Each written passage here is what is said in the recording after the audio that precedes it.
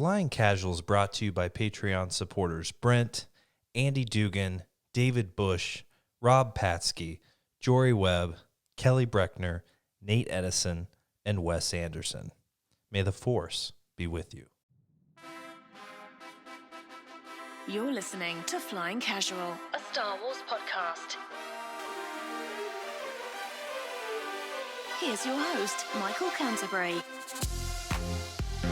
Hello, Star Wars fans. Welcome back to another episode of Flying Casual, a Star Wars podcast here at Chopper Base. I think that's what we called it. I'm not here alone in Chopper Base, and fighting the good fight. I am joined by the lovely Holly. Holly, how you doing in Chopper Base? I'm doing great in Chopper Base, Michael. How are you doing in Chopper Base? I'm superb. Superb. That's like a very positive. Did I sound like I was from the Midwest there? What did you say that made you sound like you were from the Midwest? Positive. I'm positive. No, I don't know if that's a Midwest thing. I think it is. Well, how do you say it in Maine? Just positive. People say like, yeah. That's like. Yeah. That's like. Like everyone sounds like they're like having a stroke or something. Yeah. Yeah. No, I don't know. When I moved to Ohio, everyone always said my name Hallie. No, there's a difference between Hallie and Holly. Right, but I thought it was like an Ohio thing that your O's sound like A's here. I think you were just speaking to someone who had, a speech impediment or something like myself. I don't think that's... Also from the Midwest. I have a question. Not a speech impediment. Do you consider an accent a speech impediment? Well, if you're calling someone Hallie, whose name is Holly, then yes. No. Or just a different enunciation, I was going to say, maybe it was Fran Drescher, and I'm just in the wrong region. Who? Fran? The nanny? The nanny. Get out of here with that. Oh, my God. I can talk about speech impediments because I have one. You do not. I have a speech impediment, and so I can talk about that openly, and that's okay. And do I happen to have a podcast? Yes. Is that probably the best combination? No. But I just got really close to the mic. I just rested my shin on it. Like, why? What? Were you in suspense? You're like, what's he gonna say next? That speech impediment? Who knows? I was leaning in to listen. See there. I think it's just too close to me. I'm gonna get you a chin rest. That's the next Patreon listeners. Here is your opportunity to donate to the podcast, and those funds are going to a chin rest for Holly, where you can rest during the podcast. We won't be able to understand you, but literally the laziest person ever. I can't even hold my own head up. Yeah, I mean, you have a mic stand holding the mic. It's not like you have to hold your earphones. You're sitting down, but you need a chin rest. I do, yeah. Heavy head, a lot on my mind. I'm gonna build you a chin rest. It's like you know what you're doing. You're getting yourself prepared to go to the eye doctor. That's what it is, because the eye doctor puts you in one of those. You have to lean forward into it and put your chin in the thing, and then they stare into your soul. I've never been to the eye doctor, but I heard that they do a little puff in your eye. This is a problem. You're nearing the age of 30 and you haven't been to the eye doctor. I have a few years until I'm 30. A few years? That's a problem. That's a problem. Well, I don't even. Yeah, go ahead. Yeah. Who's not here? Oh yeah. Wow. It's as if we were going on without him. Luke. I got some blue milk in here for you. No, we didn't forget about him. He's just not present. Good Luke Elder, not in house with us tonight, not via Skype. He's also been discovered by the Empire like we were. I know. I don't know how it keeps happening. It keeps happening. But that's what happens to the rebellion, right? Like they have to keep relocating, and that's what we're doing. That's what Luke's doing. Mm-hmm. He's pulling a Brent, and he's probably going to find a new Sith homeworld. I don't know. You think Luke's on the dark side? Do you really think that? I don't know. You should text him. Do we really know Luke? You should text him and say, since you're not here tonight, we need to know dark side or light side. Wow. Yeah. I don't know. I think there's a dark side to Luke. I haven't seen it yet. Ever. Not once. Would it be like the nicest guy? Yeah. But you know who else was really nice and still had a little bit of darkness? No. Rey. Ooh, yeah. They No, say that's dark a great Luke like dark Rey. And not Luke Skywalker. Yeah. No. So who does Luke most resemble in Star Wars? Is it Rey? Is it Ben Solo? No. Why? Because You think he needs to work a little more on his pectorials? No. I don't think that Luke is anything like Ben Solo, because Ben Solo turns into Kylo Ren, and you already have to have a certain disposition, I think. What's that? To go full dark side. Like not great boyfriend material? No. Oh. Who does Luke most resemble? That's a great question. I want to know who, I feel like it's Rey. I think you nailed it. I think so. I think so, too. I want to know who my Star Wars alter ego would be. Oh, God. I don't think we can have that conversation on the air. I don't think we can have that on the air. Probably like somebody really obnoxious, like Hondo. Yeah. No, I could see a little bit of Hondo with a little bit of Ninth Sister. I'm just kidding. She is like... not appearance-wise, but... the largest, most aggressive, large person. Absolutely. No, I don't think so. No. Maybe personality-wise. If I could, embody Marin... Okay. That would be great. She's still my favorite. I could see you playing in the dark arts and being a sorceress. Yeah, I could see that. Yeah, absolutely. She still has a good heart. She does. Mm-hmm. The only Night Sister out there that probably does. Listen. Yeah. Dabbling in sorcery would probably be a real thing that I would do. And also, every time we take Chewie out on a walk, how many toads do we find? Toads love me. And you touch them. Witchcraft. Yeah. I'm just saying. I know. It's disgusting.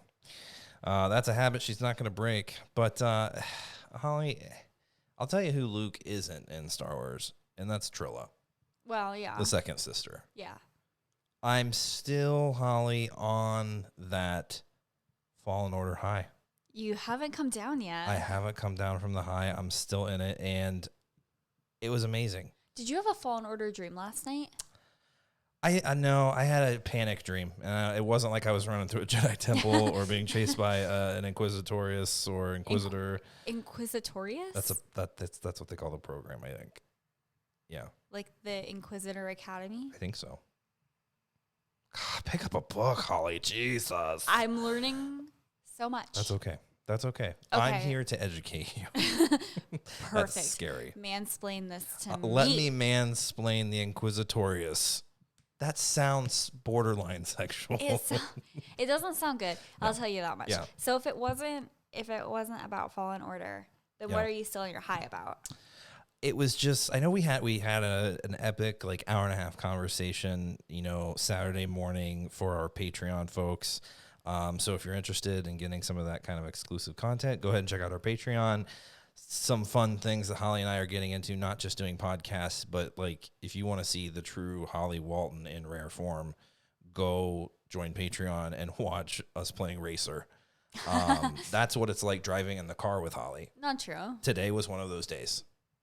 Those people pulling into a church. They were late for their service and they're flipping us off. They're freaking out. They're laying on their horns. And it's like pod racing with Holly. Good God-fearing people. Amen. The good God-fearing people of Columbus, Ohio. Amen. That's right. And it was, oh my gosh, that was intense. But that's the kind of content you're going to get there. So if you're interested in that, go check that out. I still can't believe that. Anyway. Yeah, that's different podcast. That's the Holly and Mike show. That's a different podcast, which coming soon. So check it out on Apple Podcasts here soon. But no, I'm still on that high, Holly, because how did it take me 6 months to finish that game? Okay, so literally every single week it was, Michael, have you finished Fallen Order yet? Yeah. Michael's like, I'm so bored. It's not like I didn't have enough reminders. That's for sure. You, Rob, all of our listeners. Yeah. Basically the whole world. I know. The universe was trying to tell you to finish it. They were. But now you did. Did it. They were. It was. It's one universe. But it was so fulfilling. And I don't want to go the whole conversation because we had it for our patrons. But Second Sister's one of my favorite villains Michael has of all time. a huge Star Wars crush on Trilla. It was her introduction to the game. I was like, who the hell is this? This chick is gonna mess some stuff up. And yeah. And she did. I'm not gonna give any spoilers. This is a spoiler-free Fallen Order discussion. Okay. So basically, it ends now. Pretty much. But the introduction of her. I'm loving these new characters we're getting. We're going to talk about some new characters here in a bit as well. But she was a huge, just the mystery behind the mask. A mask is just so effective in Star Wars. You know, sometimes I can't understand people when they're talking. That's true. But this is a little different. This had subtitles, which was extremely helpful. But she's just, I don't know. It was awesome. I need to know more about Trilla. I didn't get enough story. But I will say, I did read the 5 issue Fallen Order comic line. You didn't get to read it yet. No. Little bit of Second Sister. I won't spoil it. I was gonna say, was she in there? She was. Okay. It goes back in time. It goes to current time. Yeah, it's pretty interesting. Oh, I wish I had read it because I feel like we could have talked about it. I'll have to read it. We will. Okay. We will. But so Cal has a fantastic story. We got exactly what I wanted. I was predicting we were going to get what we got in this game, and I was so satisfied with it. And I love the Inquisitors we got. I love seeing the big old Ninth Sister. I thought that was awesome. And obviously the ending is epic. But Holly, is there anything specifically that you finished it as well recently? I did. What specifically, and in a very short time? In 140 characters or less. A tweet. Yeah. What would you tweet about it? I would just fire emojis. Yes, it would literally just say Marin with a bunch of fire emojis. But they'd say she uses witchcraft, not fire. So maybe some green is there fire. A spell emoji? Yeah, there's a crystal ball. Oh, perfect. Marin with fire. Crystal ball. Fire. Did you say green fire? Yeah, green fire. No, there's a virus emoji, but that's different. Is that new though? I don't know. You type in virus on the iPhone, it pops up. Gross. Okay. Anyway, phrasing. It would say Marin, crystal ball, probably a star, the fire emoji, the skull and crossbones. Wow. And dead. Is that you saying I'm dead? It's so awesome, or she's kind of dead? No. Oh. I don't know. That's just me saying badass and emojis, I guess. Cool. That's cool. That's interesting because Marin had a smaller part of the story, but she was awesome. Yeah. Why was she my favorite? I think small stories can have huge effect, and it did, obviously. That was a good one. Small stories have huge effects. You That's were right. absolutely right. Size of story doesn't matter, Holly, okay? Size matters. It's the motion of the story. Not the ocean. That's right. Okay. So if you want to check out our full discussion at length, also, Holly, the score, the soundtrack, where is it coming? It needs to happen.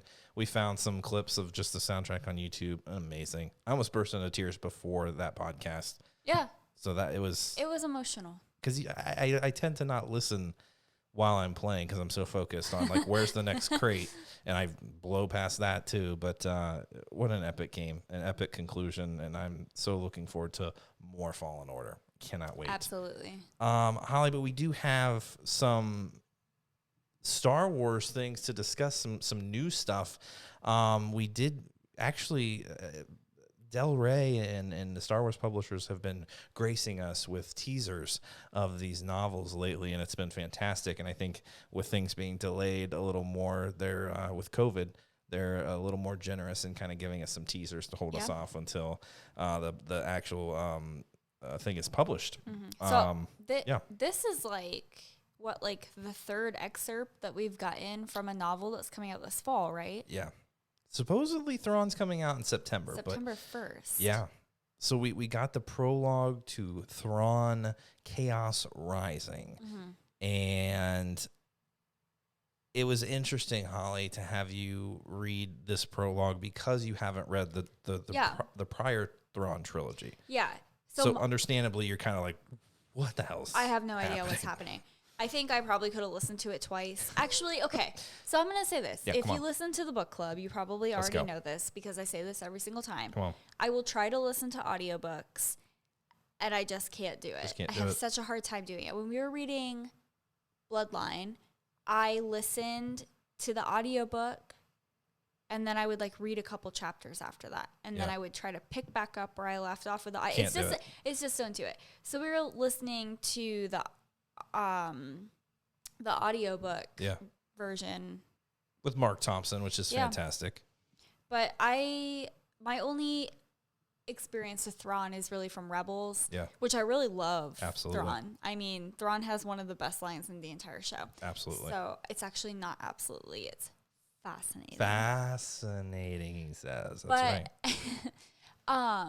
So that's really all I know of Thrawn. I don't really know Thrawn outside of that. I know when you read the last Thrawn books that came out, you really enjoyed them. Yeah.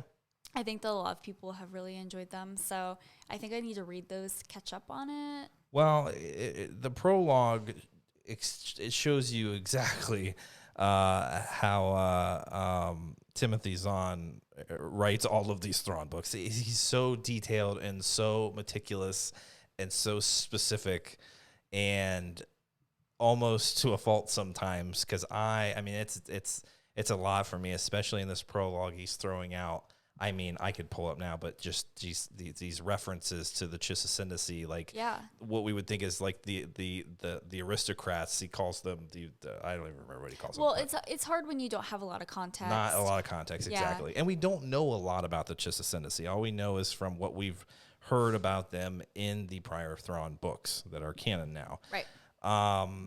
So I felt bad throwing you into that, saying, hey, let's talk about this prologue, because I know you haven't read any other stuff, and I know this prologue doesn't really tell you a whole lot, and it's Timothy's on writing. It's a little dense or whatever. I think it was a lot. Yeah.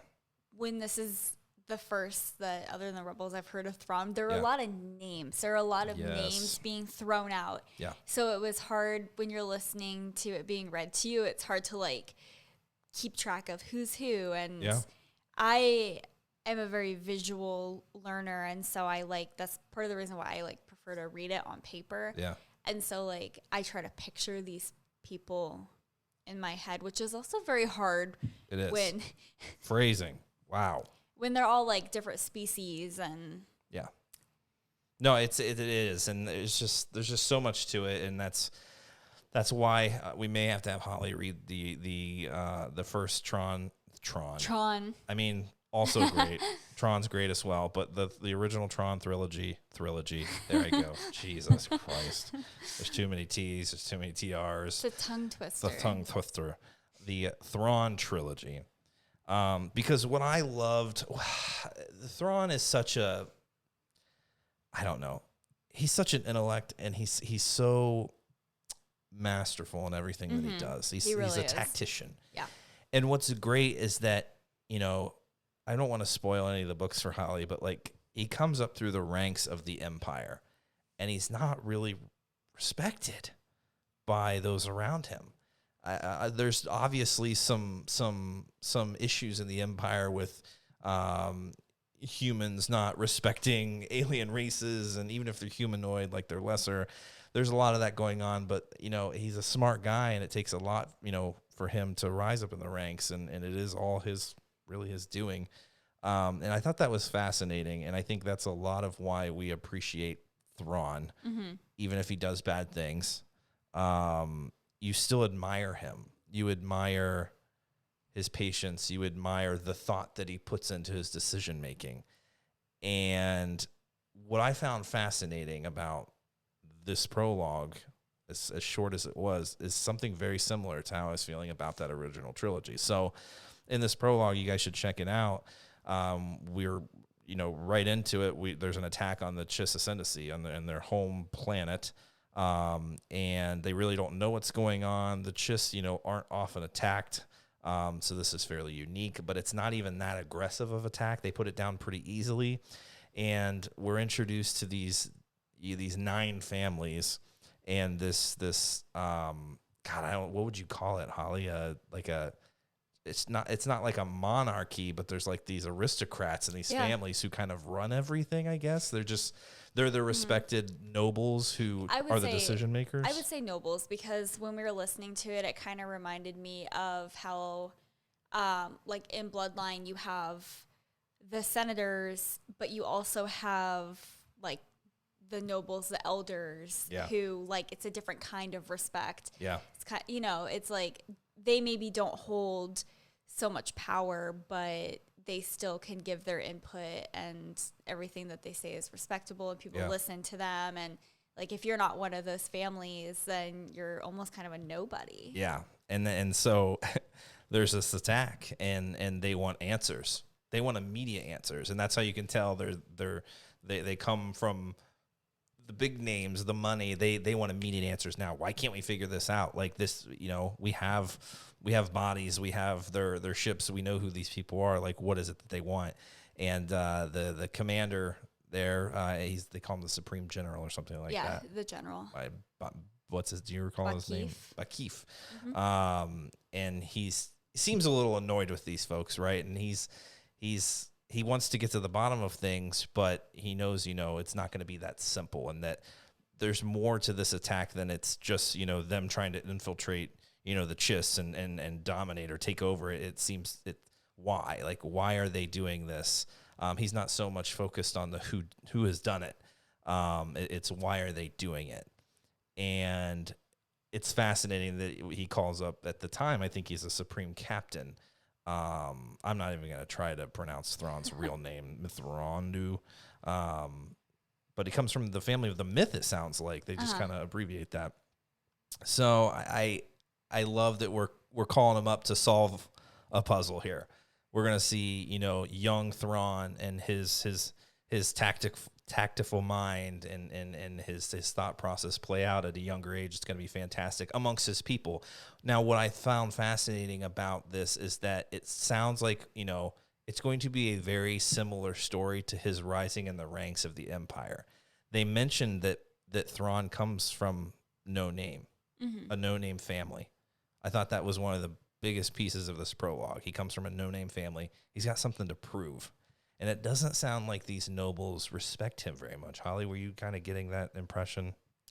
First of all, I want to say, going back to when, all of the families are trying to have a conversation with the general about what happened. And like you said, they were so into who had done this. Yeah. And I think when I was listening to that, I was like, these people are so entitled. Yes. They even have a speaker for like each of their families. Yeah. Like they just, I don't know, that kind of like drove me nuts. I was like, these people are so entitled. And that's like one of the things that they say. He keeps saying, like, one of the speakers keeps saying, like, a name.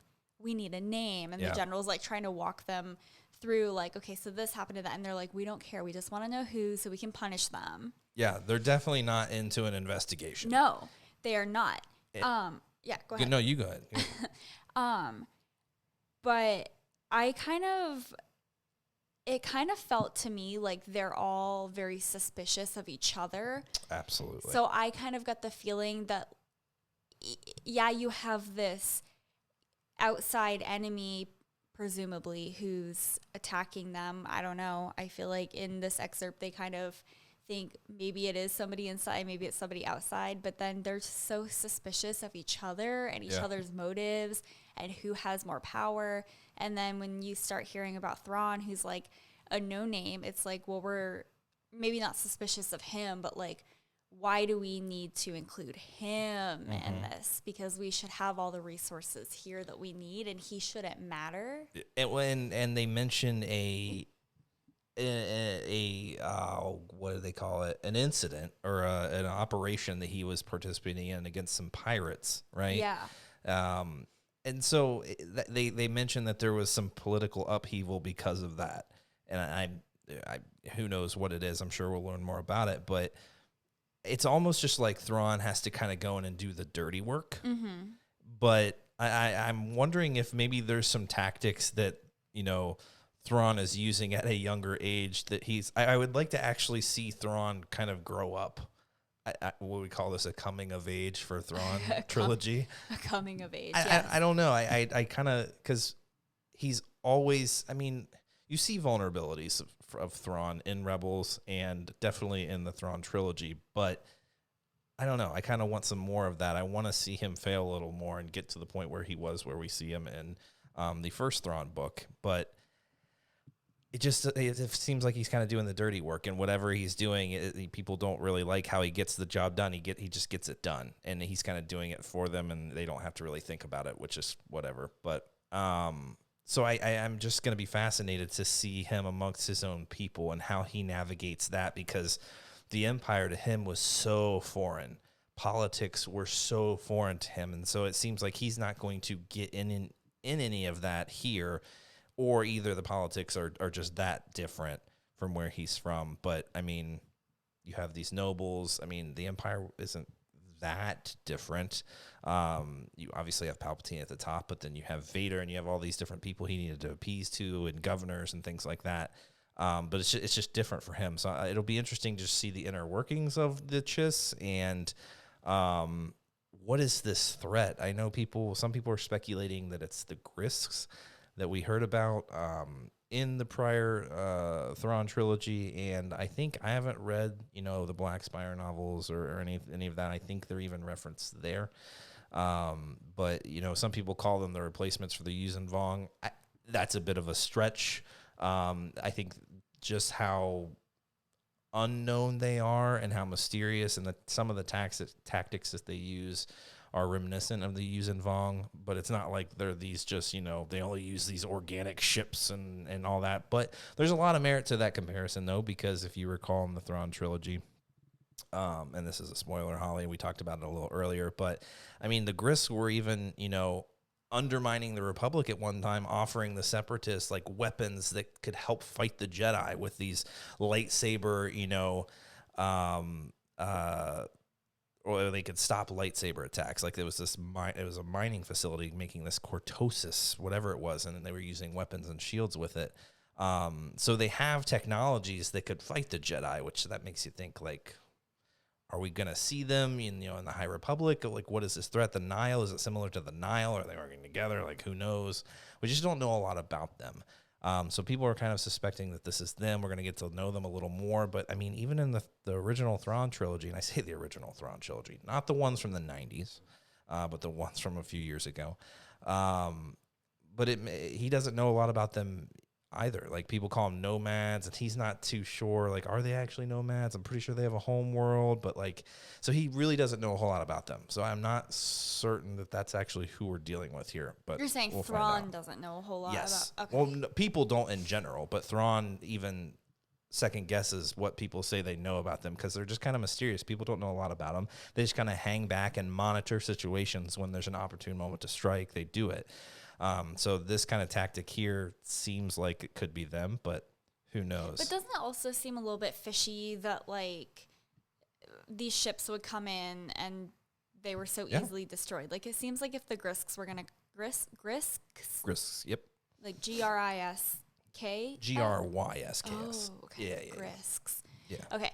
It seems like if they were actually serious about attacking the Chiss, then they would have actually attacked them, right? And that's yes. I mean, it's supposedly they can win with overwhelming force and just kind of overcome enemies, and that obviously isn't what was happening here. But they're also known to kind of be a little mischievous and create diversions and things like that. So it wouldn't put it past the Grist to do something like this, to set up a diversion, and that's what this Supreme General or whatever he's called seems to think that that's what's going on. So we need to find out, like, there was something else going on at the time of this attack, and we need to figure out what that was. It seems like it was a distraction, a diversion of sorts. So he calls up Thrawn from the med bay. Apparently Thrawn got hurt. We don't see Thrawn get hurt very often. And apparently, amateur. Yeah, pretty much. So we'll see what comes of that. I love that Thrawn doesn't come from one of the 9 families. I love that he's just a no-name that works his way to the top, and it's what all great, characters in Star Wars do, right? I mean Anakin. Yeah.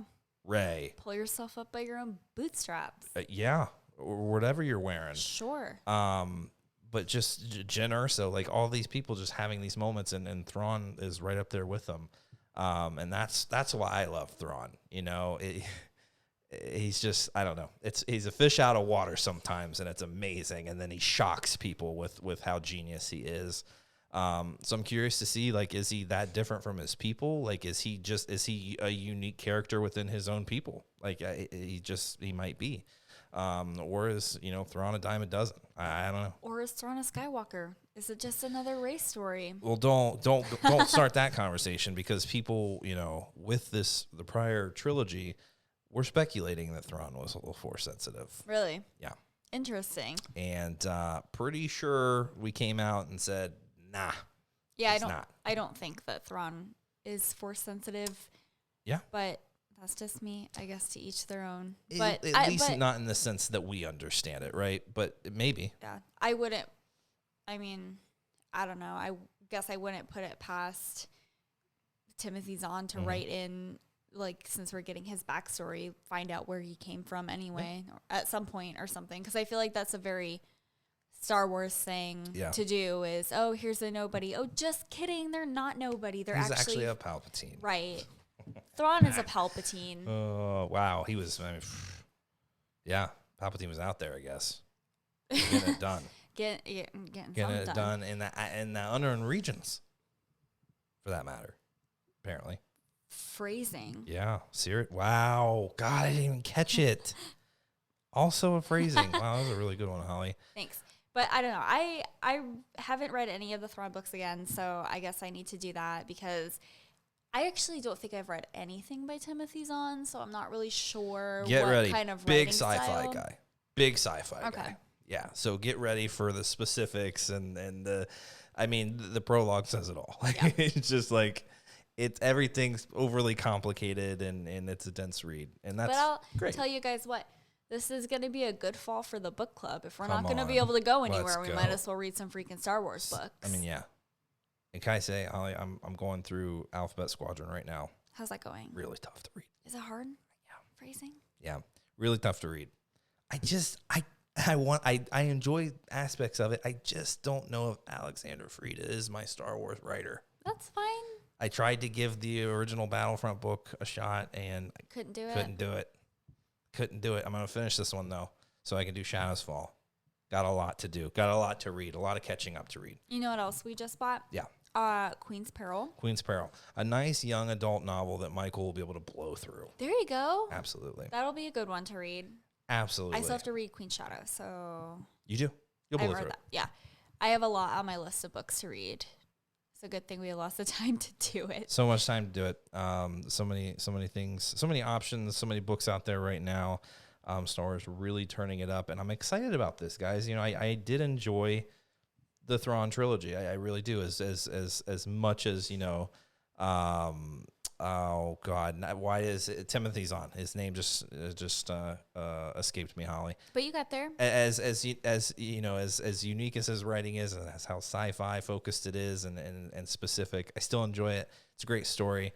Not such a big fan of the Anakin and Padme part of the second book. Not my favorite, but that's okay. But this is exciting. I cannot wait to see Thrawn in his realm and how he navigates the Chiss society there, and yeah, I'm just excited to learn more about him. It's gonna I think be very apparent why it was not so hard for him to leave the Chiss and transition to the Empire. Well, it was. Was it? Oh yeah. I mean, he had to learn basic and everything. Like he couldn't even he couldn't speak very well. With now everyone. all the haters are gonna come after me. No. What's amazing is how well he navigated it for being a fish out of water and not being respected and having to knock heads with Vader and all these big names in the Empire, and looking to his home world first. Like, as much as he was dedicated to the Empire, he was looking out for his people as well. And that's pretty much kind of the whole point of doing this, is to better understand the Empire. Are they a threat? What other threats are there out there? What do they know? It was to better understand things to protect his home world. So, but it's insane how he moved up there and gained the trust of the Emperor when he could have been a threat to them. But it seems like he's also kind of a fish out of water in his home world. So it's like he doesn't seem to fit in. The people don't seem to respect him, but he gets the job done. Like, I can't wait to see those interactions. It's going to be exciting. It's going to be exciting stuff. So looking forward to that, guys. If you want to check out the prologue there, just go to StarWars.com, and they have it there available on the website. Holly, we've been knocking out a lot of Star Wars. Fallen Order. I mean, we've been watching the movies a lot. Are you sick of Star Wars yet? I am No Star Wars not. burnout. Right, yeah, no Star Wars burnout. Well, thank God, because today, guys, here recently, Solo is now on Disney Plus. Do I own it on Blu-ray? Yes. Do I go and watch it on Disney Plus? Absolutely. You know, to support the Make Solo 2 Happen campaign. Apparently, people are just putting it on repeat to just tell Disney, hey, we want this second movie. Is that really a thing that's happening? It's a campaign. I saw Star Wars Newsnet has a whole, like, Make Solo 2 Yeah, they're definitely a part of it, yeah. Thing, but I don't... Come on. Here's the thing. I don't think that a Solo 2 is necessary. Yes. I don't think that a sequel to Han Solo's story is necessary because we have the original trilogies and then we have this, or the original trilogy and then we have the sequel trilogy. Yeah. Those are that's the Solo story. Absolutely. I think that what I want is something that follows Qi'ra. Yeah. Holly, it's like you read the transition right out of my mind. It's like you read my transition right out of my mind. Because I watched Solo today. Also watched The Force Awakens. 2 great movies. But we mentioned Solo in a recent discussion with our casual council, talking about, best climaxes or whatever it was, Wow. If you can recall it, folks, put it in the comments. Listen. No, go ahead. You're going to share your favorite climax, Holly? No, this stuff just writes itself. It does. It writes itself. But so we went through that list, Screen Rant, put out that list of all the movies and put them in order from least to greatest of the best climax, or like kind of the best ending, whatever you want to call it. And I can't really recall where we had Solo, but I mentioned kind of some of the reasons why I don't expect that we're going to get another Solo movie. And some of the reasons, are exactly what you said. Like, we know Han and Chewie are going to Tatooine. Mm-hmm. We know what eventually becomes of that. Now, would I love to see Han and Chewie making some gains on Tatooine and, having some run-ins with Lando again? Cool, yeah. That would be fun. I'm down. Show him, meeting up with the Hutts and talking with Jabba. Why does he owe him so much money? Like, yeah. Like, I'm okay with that. Right? Not in the movie. You're not okay with it at all? I think that would make a really great comic line. Really great. Is it already a comic line? No. Okay, so I think that I'm aware of. See, that would be really great content for a comic. I think that would be very entertaining. I think it could be really funny and fun to read. A couple games of Sabacc. Like, yeah, down. Don't need it in a movie. Don't need it in a movie. But what would make a great Solo 2-esque film? Yes. Like you said, Holly, could be Qi'ra. Mm-hmm. And then it wouldn't even be Solo. It would be Qi'ra. Qi'ra. A Star Wars story. And that's what we want to talk about here for a little bit, guys. It's Solo's out on Disney Plus, and it just got us thinking, like, what are some of the best stories there in Solo? Because it is a familiar story. You got Chewbacca, you got Han, even though they're different. Han Solo is not Harrison Ford. It's still that character story, and it's still driving the main story. But Qi'ra and Enfys Nest, I think 2 huge additions to Star Wars, and I think we said it was a tragedy that we likely won't get more from these characters, at least in a movie or a television series, because of its performance at the box office. Yeah. But you mentioned Qi'ra, Holly. Why was she one of the best stories out of Solo? I think that something that Star Wars has a history of doing is introducing you to these strong female characters and then nothing comes of them, which I think is extremely disappointing. Yeah. Star Wars, you can't sit here and say that Star Wars doesn't have many women in it, because it does. Yeah. But the lack of the stories behind these women that's what's disappointing. And so I think that we have Qi'ra, who you can call it a love story, but she very clearly like doesn't need Han Solo in that moment. She knows that she has something else that she needs to do. She kind of worked her way up through Crimson Dawn to be one of the highest levels of, I don't want to say the crime syndicate employment, but but I Love guess that. Let's call it employment. That's what it is. Okay. Yeah. So she's like Dryden Voss's right hand woman. That's right. Let's go. And Top lieutenant. whatever things she did to get there, we know were super jacked up. Whatever it was, we don't really know. But we want to know. Yeah. We need to know. Yeah. And then he took her from a bad situation, and now she's doing all these things. She's very mysterious. She's very independent. Yeah. She's a little bit funny. She's very confident. Yeah. And I feel like all of those are great qualities for driving a really good storyline for a strong female character. Yeah. This isn't as similar as it is to Leia's story and the qualities that Leia uses her beauty. She uses her intelligence. She uses her wealth. She uses her prestige. She uses all aspects of what she's got going on to accomplish a task. In that regard, very similar to Qi'ra. Very similar to Qi'ra. But Qi'ra came from Corellia.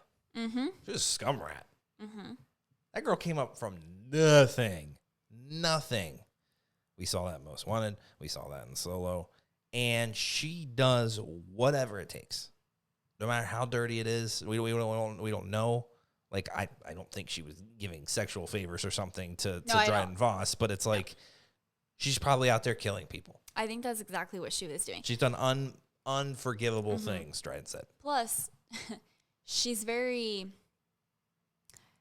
confident in how she talks to other criminals about the spice trade and business. I mean, I truly think that she is a very good businesswoman. Absolutely. Whatever her business may be. Yeah, murdering people. Drugs. Spice. It's fine. Coaxium. There it is. But it is. And so it's an intriguing story, though. It is. And we're probably never going to get it. And that's why it's so tragic, because there's so much story to be told there. Yeah, from her youth on to where she meets Han, but like from the moment she's captured in Solo to where they are years later after he joins the academy, gets, his ass handed to him there, and everything that's happened up to a point where they run into each other. There's a lot of story. You don't go from being, someone on Corellia with nothing to reaching out to Darth Maul and setting up some rendezvous. Yeah, no way. Come on, that's what tells me that will be successful. Yeah. Because Darth Maul was such a successful story, right? One of my other favorite Star Wars characters. I think you just like the baddies. I think I do. That have horns. No. Although, I did see an article today that, oh gosh, I forget who it was who wrote it. I forget where I saw it, but it showed the artist concept art or like concept drawings for what they wanted Darth Maul to look like in Solo. And some of them are just crazy. Oh, yeah. Like, what was that? What was that? Spider Legs? Yeah, what was his name? Anyway. Oh, Tor Valon. Tor Valon. Yeah. Thank you. Yeah. So they had like one of the images of Darth Maul. It was like, from the waist up, Darth Maul. He had a weird spear. He didn't have his double-bladed lightsaber. And then he had those what was it? What's his name? Tor Valon. Tor Valon legs. Like the legs, yeah. I don't know. It was creepy. Well, that's in the Clone Wars and the comics that he had.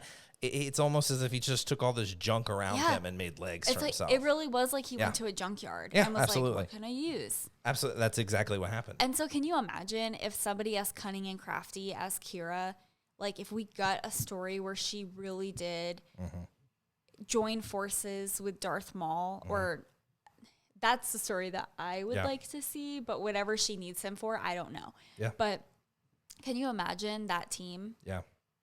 Well, terrifying. And that's what's cool too, because we don't know much about their interactions, but the quick, few seconds we get with Maul when he's talking to her, they obviously know each other well, and he says, we're going to be working even a lot more closely, like, going forward. Yeah. And, what were those interactions before then? But then, what are those interactions after we leave the yacht? Like, there's two separate stories there that could be amazing, like, crime syndicate, like... Syndicate. I love it. I don't know what else to say.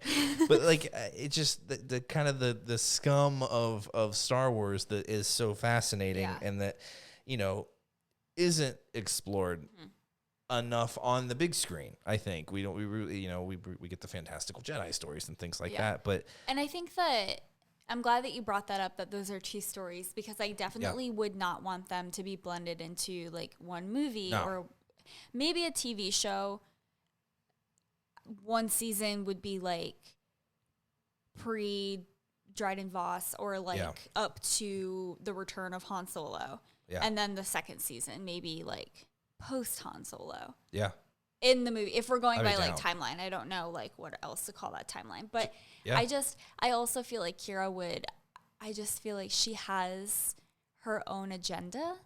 Yeah. And I think that she is that character who would use Maul. She's also an opportunist, and she sees. But so is he, and that's what would be epic. Okay, the two of them obviously competing for power, but like working together to build the syndicates. But here's what I would like to see. I would like to see Qi'ra need something from Maul. Yeah. Her to get him to trust her because she was working for Dryden Voss, she showed like that she wasn't into what he was doing ultimately, and she's like, look, like we can work together. Like I feel like our views are a little more aligned. Absolutely. But then her agenda actually doesn't really align with his. She's just using him for something, and then something big happens and they just split ways. Yeah.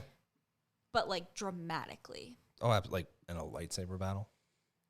Like he teaches her to make a laser sword. What is she? No, she doesn't need one of those though. She's very, very skilled. Absolutely. Yeah. That's also super cool. Yeah, and the other thing is too is just like on that yacht, when she tells Han, I'm right behind you. Is she leaving to protect Han? Or has something switched in Qi'ra? Or is it something that's always been there? Is this her desires at this point? I've got that taste for power now. There's the boss man. I see my shot. I'm going to take it. Are you asking me? Yeah. Is she actually a good person who's now made the decision to give up her love, Han Solo, to protect him, to take the focus off of him, join Maul, do whatever needs to be done? Or is it, I've got this lust for power now, which would be a very tragic story, and I'm down for it to go that way. I'm down for her to be a terrible, shitty person. I don't think that she's a terrible, shitty person. Yeah. I think that... That's our 2 shitties, by the way. 3 shitties now. You just keep saying for the podcast. Yeah. Okay, I don't think that she's a bad person. I just think that she probably had some sort of plan before Han Solo showed up. Yeah. And I think that he just expedited what she already wanted to have happen, and she just kind of went with that, and it worked. Because I think that... I don't know. I mean, that was an epic speech she gave Dryden Voss while fighting him. Oh, it's as if she'd been practicing that, like, you know what, I'm your weakness, and she's known that all along. And this just didn't happen, like you said. Right on the, I'm going to save Han. It's like, no, you've been thinking about this for a long time. Now's my opportunity to take him out. But I also think that Han complicated it because... Oh, it's a complicated relationship, Holly. If they were on Facebook, it would be complicated for sure. Listen, I just think that... I think that she loves Han. Yeah. And I don't think that anybody can deny that. But I also think that she knows that there's something bigger that she needs to do. Absolutely. And she wasn't going to let her emotions and her feelings for Han get in between that. Yeah. And I think that that is something a little bit unusual for this. So I think that that's a super cool thing that we could be able to see. Yeah. But I also think that this is something that she had wanted to do for a while. And I don't think that anything was going to kind of, you know, have her take a different path. I don't think that she was going to be like, oh, Han's here, and so, like, you know what, I'm just going to ride off into the sunset with him. Yeah. That was never in her plan, and I don't think that she was ever concerned from that. Really? Really, really. No, I don't think that she's, like, hungry for power, and she's like, I want all of it, so I'm planning to, like, go with Darth Maul now and take him down. Yeah. I don't think that Really? I don't think that's her plan either, but Okay. I think that she can be persuasive, and I think that she's already got it figured out what she wants, and so that's the next step. Yeah, and that's what makes it so intriguing. That's what makes it so tragic that we probably won't.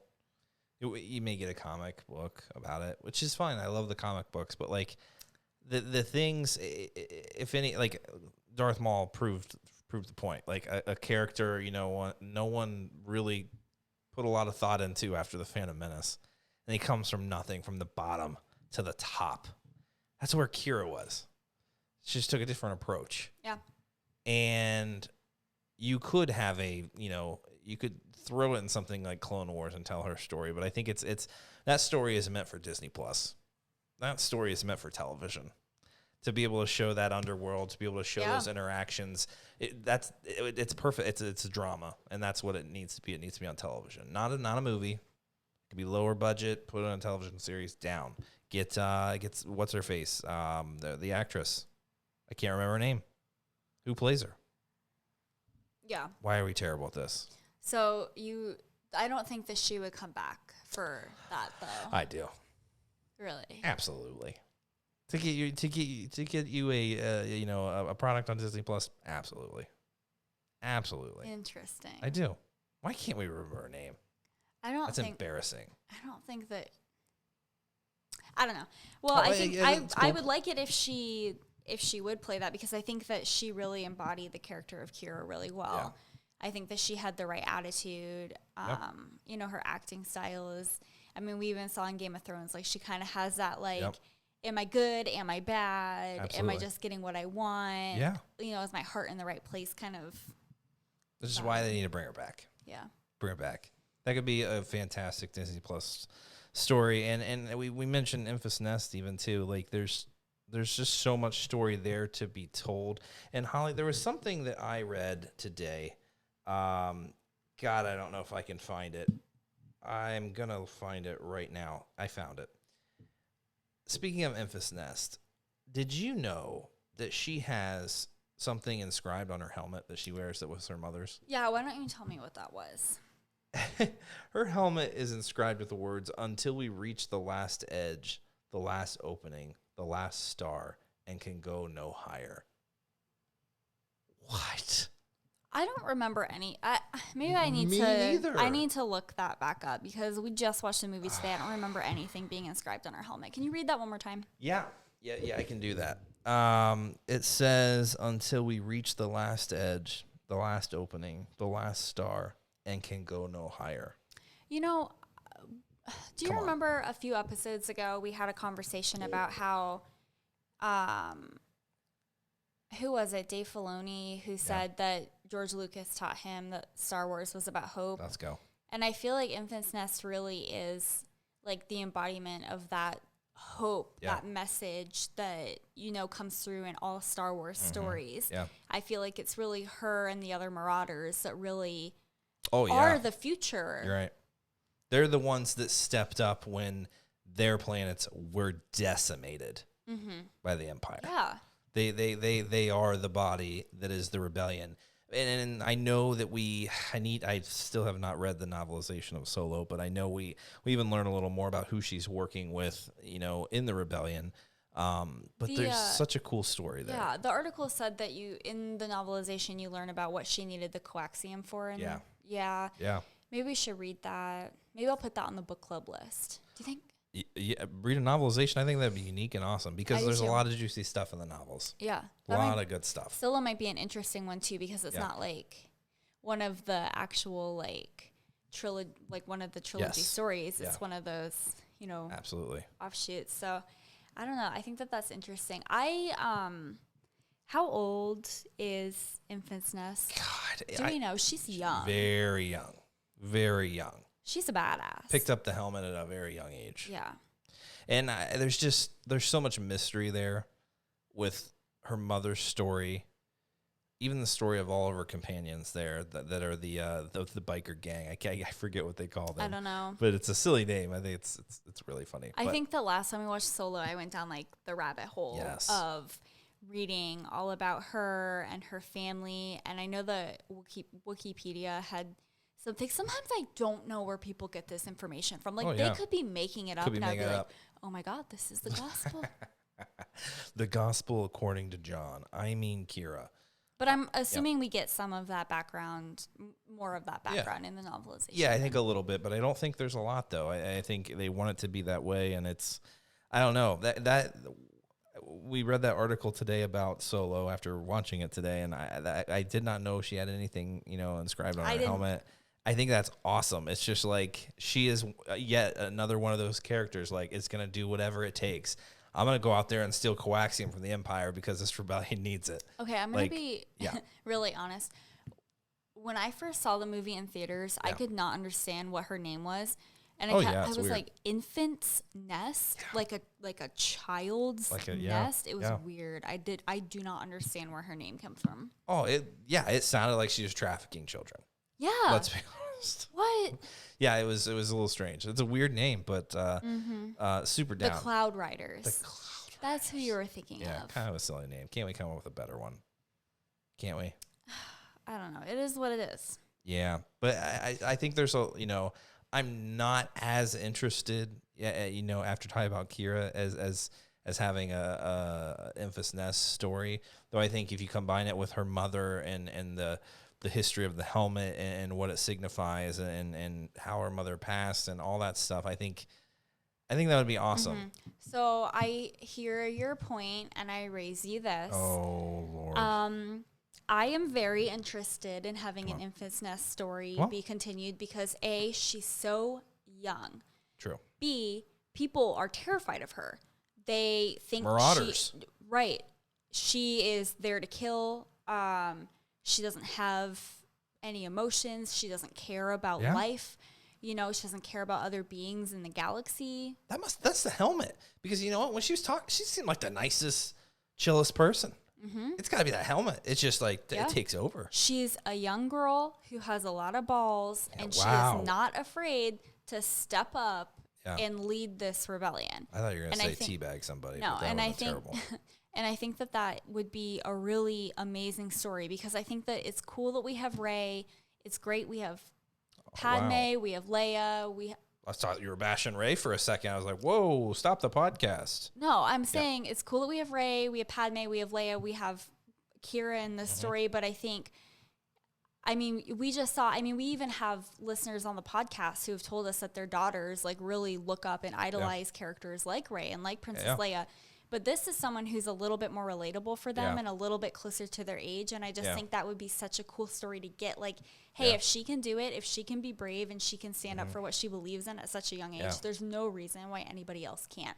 Yeah. And I think especially right now with everything that's going on in the country and all the racism and all the violence that's happening, I just think that is an important story to have because if we're talking about Star Wars being a story of hope, what better time to have that? Well, and not everyone has force powers.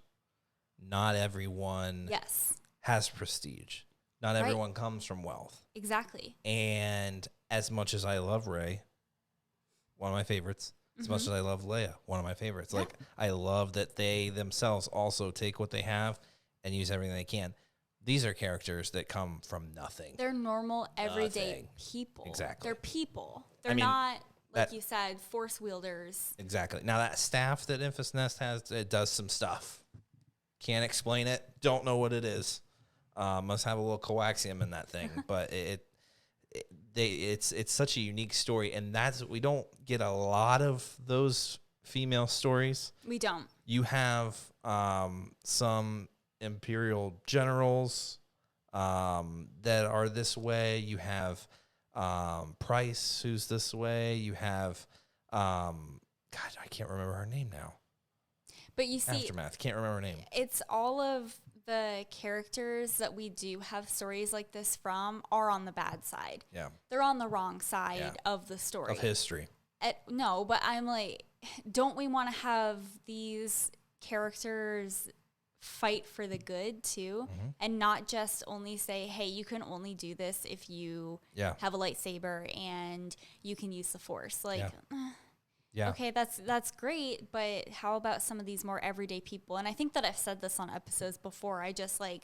I think that it's so important to see these stories because it's like, you don't have to be anybody big, like you said. You don't have to be special. You don't have to come from one of these huge families and have a lot of money and have a legacy and have a position of power in the Senate to be able to make a difference.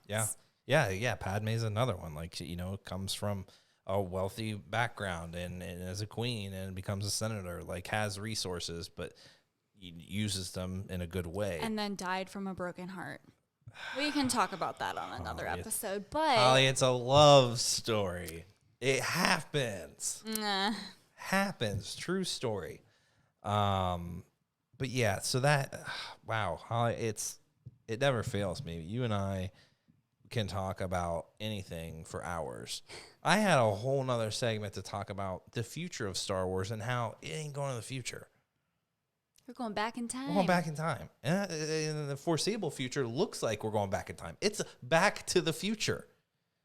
I actually don't recall the premise of the movie, so maybe Back to the Future, we actually went back in time, did we not? And yeah, we went back. We're almost dating someone's mother. And 50s, yeah. Also, like, what? I mean, if you go to the world between worlds, you really can go back to the future. Yeah. No, I'm glad you brought that up, Holly, because that's also kind of a topical thing right now. Concept. Oh, we get a new Star Wars. We erased the sequel trilogy. No. Oh. If I would be out on Star Wars, if they like decanonize that or something, I would be like, I'm done. You want to talk about being done with Star Wars? Boy, let's go. That would be the most ridiculous. Absolutely. I have some strong words about let's go. Certain people who their reasoning behind wanting to erase the sequel trilogy, and we don't have to get into it in this episode. Not this episode. We'll wait for Luke to come around and see what his thoughts are. But I think that would be the biggest mistake, and the disrespect. Disrespect to the actors, Kathleen Kennedy, Lucasfilm in general. The writers, everybody on that team. Yeah. Oh my God. I couldn't agree more. That's going to have to be another episode. I know. We'll have to talk about it. That wasn't even what we were going to talk about when talking about the future of Star Wars and how it's in the past. I was telling you my concept. This is my pitch. I will write EA Games a letter. Okay. I will not, because they'll take my idea. Probably. But anyway, okay. Concept. We have a new Star Wars video game. Mm-hmm. You always start on the little paths in the world between worlds. Oh my God. And you pick a door. And then when you come history, however, wherever you lie. I mean, obviously the writers of the game will only allow certain things to happen because, they don't want to mess anything up. Yeah. Or piss everybody else off. Oh yeah. But then you just go through the different doors and deal with what's happening. Dangerous. Why is that? You don't like that? Because it changes the past. It does. People can go and tell me that like Ezra pulling the Ahsoka out of there didn't change. It changed things. It just did. It did. And we talked about it in our Fallen Order episode. That's why they'll never make a kind of a choose your own destiny new Star Wars game, because it contradicts canon, and they're not going to do it. Okay, but that's also why they're only doing stuff in the past, because they're so scared of the backlash they're going to get from the Star Wars fans. Come on. This isn't my Star Wars. My Luke Skywalker. That's not my Luke Skywalker. This isn't what I want from who cares? Yeah. Oh my God, shut up and just enjoy the freaking story. That's right. Or don't. Just don't watch it then. I don't know. I just think... I personally think the reason why they're going back in time and they're filling in all these other gaps is because they're just scared of the backlash they're going to get from people. Well, don't start that conversation now, or we'll go another hour, Holly. I thought that's what you want to talk about. Well, not today. Not today. That's gonna do it. That's for a us. teaser for next. That's time. a teaser for next week. I mean, I think it's something that needs to be talked about because Holly, I watch this stuff and I get upset about it. I know. I watch this stuff and it upsets me. Cancel the sequel trilogy. Get out of here. Get out of here with that stuff. Yeah. Get out of there. Why do we have to go in the if- past in Star Wars? If you're not able to grow and adapt and allow a story to keep going, then like, what kind of Star Wars fan are you? Yeah.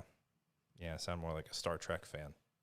Sound more like a baby. And with that, I take my leave. Guys, I hope you enjoyed that. Not a whole lot of new Star Wars stuff to talk about, but we are super excited for Thrawn and 3 new stories from Timothy Zahn. And you know what, Holly? We'll take a freaking, Qi'ra story. I'll take what I can get. Yeah. Phrasing, not phrasing. Oh, my God. That was, I think, one of the most disgusting things you've ever said. Are you blushing? I'm blushing. The whole listeners are blushing. Guys, I hope you enjoyed that. We'll see you next week.